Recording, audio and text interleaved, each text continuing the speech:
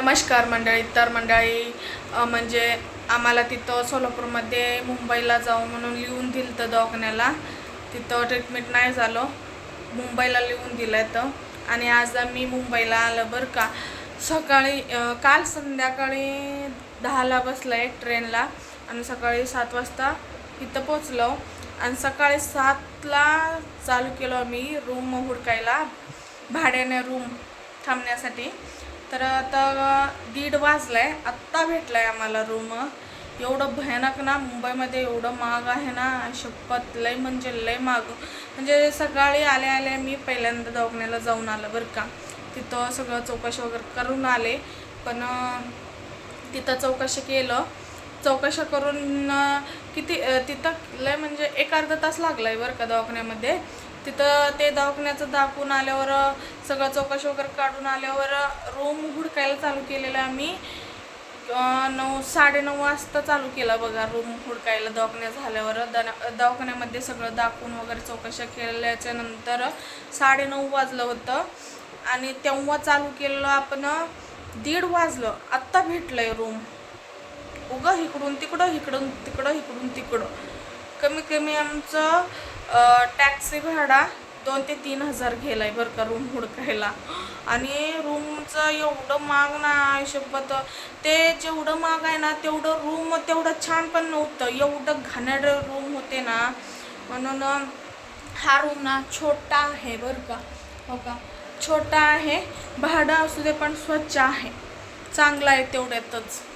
म्हणजे ह्याला पण 2,000 म्हणजे 2,500 सांगितले. तर 2,500 एवढंच रूम. 2,500 आपल्या सोलापूरमध्ये एवढं भारी आहे ना शपथ. 1,000-1,200मध्ये एवढं कमीत कमी त्याच्यामध्ये 5-6 लोक आरामशीर राहते. तेवढं मोठं रूम असतं आहे तिथं. लॉज किंवा रूम म्हणा, काही पण म्हणा, लय भयानक बाबा मुंबईमध्ये. आणि माझं दवाखान्याचा विषय म्हणजे काय झालं आहे ना, सकाळी चौकशी केली मी. चौकशी केल्यानंतर म्हणजे आज नाही बरं का OPD. केव्हा असतं आहे? मंगळवारी आणि गुरुवारी असतं आहे म्हणून OPD. नवीन आले जे नवीन येतात ना पेशंट, त्यांच्यासाठी मंगळवारी आणि गुरुवारी OPD असतं आहे म्हणते. पण 12:30 1:30 वाजता OPD चालू होतं आहे म्हणून नवीन पेशंट त्यांच्यामुळे. म्हणजे त्यांच्यासाठी 1:30 वाजता OPD चालू. तेव्हा केस पेपर काढायचं, दाखवायचं. ते आज नाही भेटलं मला OPD बरं का. उद्या गुरुवारी आहे ना, तर उद्याच मला OPD 1:30 वाजता भेटणार. आणि 1:30 वाजता मी सगळं रिपोर्ट वगैरे दाखवणार मॅडमना वगैरे. मॅडम असो किंवा सर असो. आमच्या तिथं सोलापूरमध्ये तर जे लिहून दिलेत ना इकडं, ते म्हणले तर मॅडम आहेत तिथं, त्या मॅडमला जाऊन दाखवा म्हणले. तर बघू उद्या कळेल मला तर सर आहेत की मॅडम आहेत चेकअप करणारे. आज एक दिवस गेलं माझं वेस्ट. आणि उद्याच 1:30च्या नंतर कधी होतं आहे माझं काय माहिती, सांगता येत नाही. 1 दिवस लागतं की 2 दिवस लागतं का 3 दिवस लागतं का 4 दिवस लागतं, काय समजना.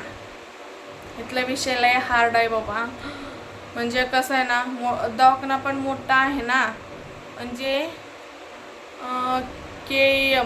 KM हॉस्पिटल तिथं दाखवायचं आहे मला. ते हॉस्पिटल तुम्हाला तर माहिती असेल, मुंबईकरांना तर खूप माहिती असेल त्याच्याबद्दल. आम्हाला जास्त तेवढं माहिती नाही. सगळं माहीत करून इकडून तिकडून फिरून सगळं माहिती करून तिथं दाखवायचं आहे बरं का. म्हणजे गेल्या आपलं काय काम होणार नाही तिथं. थोडं इकडून तिकडून पळवणार त्यांनी आम्हाला. त्या रूममध्ये झालं की ह्या रूममध्ये, ह्या रूममध्ये झालं की तिसऱ्या रूममध्ये जावा, असं थोडंफार आम्हाला कन्फ्यूज होणार उद्या. तर बघू काय काय होतं आहे, किती दिवस लागतं आहे मला इथं. लय हार्ड आहे बाबा विषय.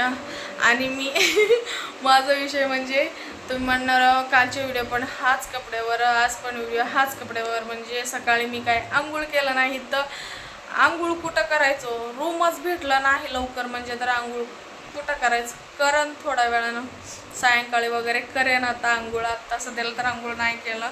सकाळ थोडं फ्रेश झालं, चहा बिस्किट वगैरे खाल्लं सकाळी फ्रेश होऊन. अजून आंघोळ नाही, काय नाही, संध्याकाळ करेन सायंकाळीच्या टायमिंगला. पण काय करू, एवढं भयानक हैराण झालं ना, फिरून फिरून रूम भेटलंच नाही आम्हाला लवकर. रूम भेटलं असतं ना लवकर, आंघोळ फ्रेश पण झालं असतं, थोडंफार म्हणजे बाहेरचं वातावरण पण बघून आलं असतं. म्हणजे इथं काय बघण्यासारखं असेल ना मुंबईमध्ये ते थोडं बघून यावं असं विचार होतो. पण ते काय शक्य नाही आता. लय म्हणजे लय हैराण झालंय.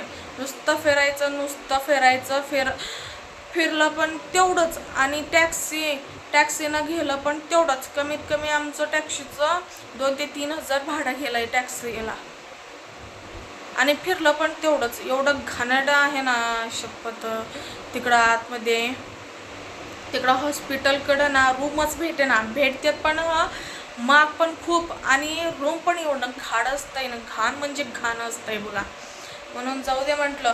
हे छोटंसं रूम आहे पण राहू दे, पैसे 100-500 जास्त गेलं तर हरकत नाही म्हटलं, जाऊ दे म्हटलं. पण स्वच्छ असलेलं बरं ना, आपल्याला पण करमत आहे. आणि तिकडं पैसे पण गेलं, रूम पण स्वच्छ नव्हतं तर जीवच करमत नाही, कसं तर होतं आहे. म्हणून जाऊ दे म्हटलं. रूम लहान असू दे पण 500 रुपये जास्त जाऊ दे, परवडते, स्वच्छ आहे रूम, माझं म्हणणं आहे. म्हणून हेच घेऊ म्हणून हेच घेतलं, फायनल हेच केलं. इकडं बाहेर, ते पण तिकडं नाही बरं का, हॉस्पिटलकडं भेटलं नाही आम्हाला, इकडं बाहेर पडल्यावर भेटलं आहे. कमीत कमी इथलं काहीतरी 15-20 मिनिट होईल हॉस्पिटलचं रस्ता, हॉस्पिटलचं अंतर. जाऊ दे, आता काय करायचं, आपल्याला पण तेवढं माहिती नाही. इथलं माहिती असलं तर काय लवकरात लवकर आपलं काम झालं असतं. जाऊ दे आता, काय होतंय मग नाहीतर काय. माझं कंडिशन नव्हतं तेवढं फिरण्याचं, तरी पण सहन केलं, फिरलं.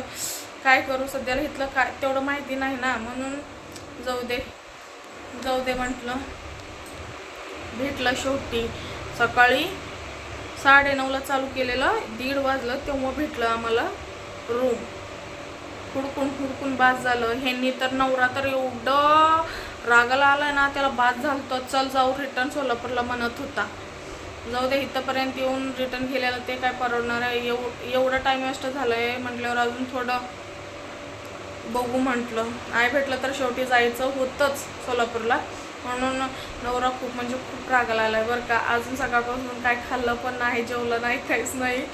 हेच लागलं आहे रूम हुडकायचं, ते हे करत, म्हणून ह्याचं हे केलं बरं का. नवरा मला खूप म्हणजे खूप रागत आलता बरं का. जाऊ दे, आता काय होतं आहे. आता रूम भेटलं शेवटी, कसं काय होईनाच, चांगलं भेटलं आहे. जाऊ दे, उद्या काय होतं बघू हॉस्पिटलचं कामं.